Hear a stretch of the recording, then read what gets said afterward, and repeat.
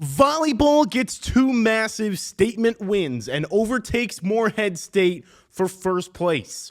Football gets blown out for the sixth straight loss, and men's basketball suits up against a college basketball blue blood with only 8 players. Hi, my name is Gabe Newman, and this is your EIU Sports Weekly Catchup.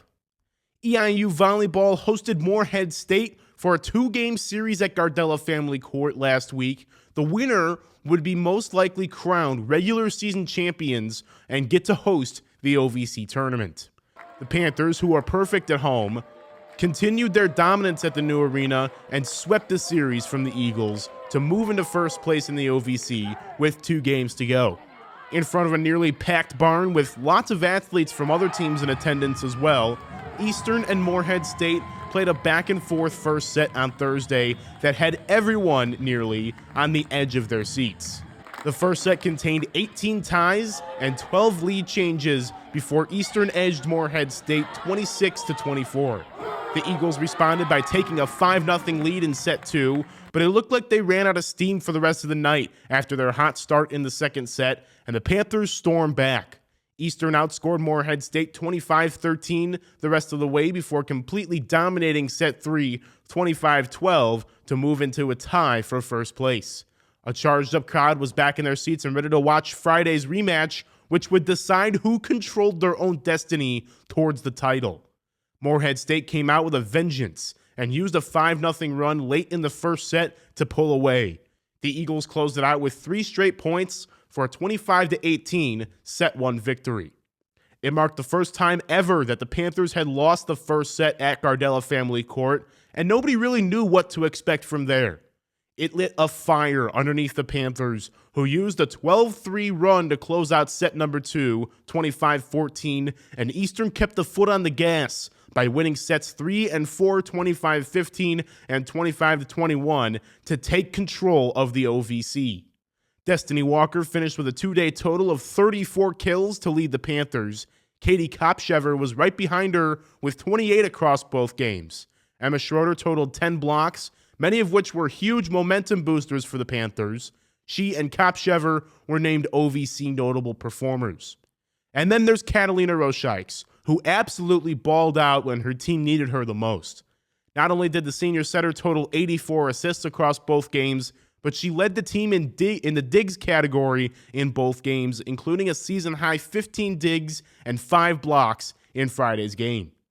Roshikes was named the OVC Setter of the Week for the 4th time this season and 2nd consecutive week. Also for the 2nd week in a row, she is the Daily Eastern News Female Panther of the Week. Eastern is now 20-6 overall and 14-2 in the OVC. The winning streak increases to 12 games. It's the 2nd longest streak in the program's 43-year history of being a Division I program and longest since college volleyball switched from side-out scoring to rally scoring in 2001. It's now pretty likely that the Panthers will host the OVC tournament. More on that in a bit. Men's basketball played a couple of games against Power 4 opponents. However, head coach Marty Simmons didn't have many options off the bench at his disposal. The team might have been paying homage to Vikings quarterback J.J. McCarthy on Tuesday because the Panthers suited up for a game with Notre Dame with just 9 players. Despite the short numbers, Eastern hung with the Fighting Irish for a while, but ultimately fell 78-58. Cooper Jacoby had a strong performance, leading the Panthers with 20 points. He was one of 3 players in double figures. Friday's game was a little bit more of a tall order. The Panthers were tasked with finishing up the BBN United Tip-Off Classic with a trip to Lexington to take on the number 8 ranked Kentucky Wildcats. Kentucky wasn't missing anyone to jury duty, but the Panthers were only with 8 players. Terry McMorris was given an opportunity to make his first career start as a Panther, and he turned in a pretty good performance. McMorris played a career-high 32 minutes and scored a career-high 18 points. Andrew Austin was the only other double-figure contributor for the Panthers as he dropped 13 points off the bench in a 99-53 loss to the Wildcats. The Panthers are now 3-1. Women's basketball had just 1 game last week as the Panthers headed across the border to Terre Haute for a game against Indiana State on Tuesday. A combination of good Sycamore offense and a struggling Panther defense led to Eastern getting blown out 90-69. A frustrated head coach Marcus McLaughlin used words like terrible and atrocious to describe the performance. Sydney James DeRoche and Ava Stoller led the Panthers with 13 points each. Clara Glad was right behind them with 12.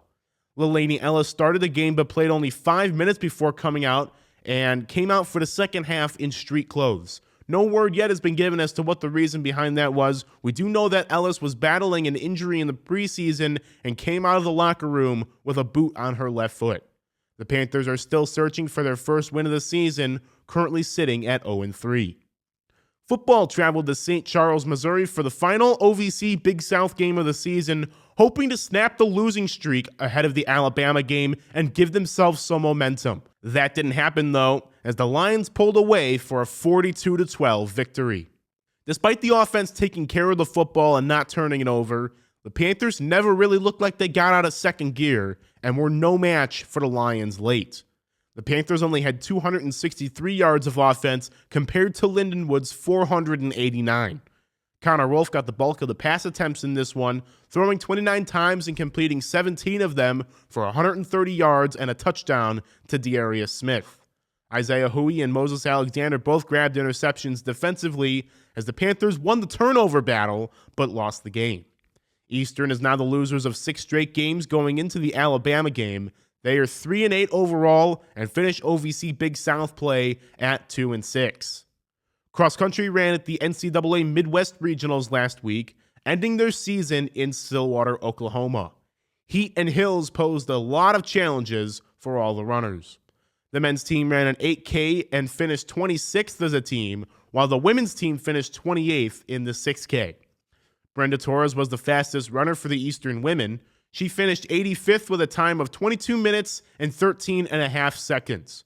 Riley Borgich was next with a time just over 22 minutes and 44 seconds. She finished 128th as Eastern's second fastest runner in the women's 6K. On the men's side of things, Michael Atkins was the leading Panther runner with a time of 32 minutes and 33 and a half seconds, good for 77th in the men's 10K. Aiden Gonzalez was the second fastest runner with a time of 33 minutes and 43.6 seconds. He finished in 134th. Finally, here's what's coming up this week.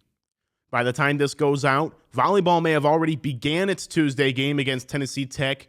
The Panthers play them Tuesday and Wednesday this week, needing one win to clinch the number 1 seed and host the OVC tournament, and 2 wins to clinch the OVC regular season title outright. Women's basketball goes on the road with a 2-game road trip up in Michigan. Eastern will take on Michigan State on Thursday and Central Michigan on Saturday.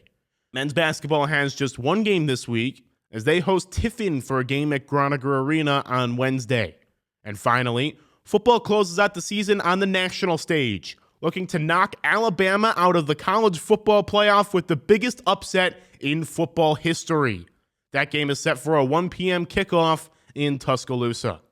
To stay up to date on everything going on with EIU sports, follow the Daily Eastern News on all of our social medias and check out our website, dailyeasternnews.com.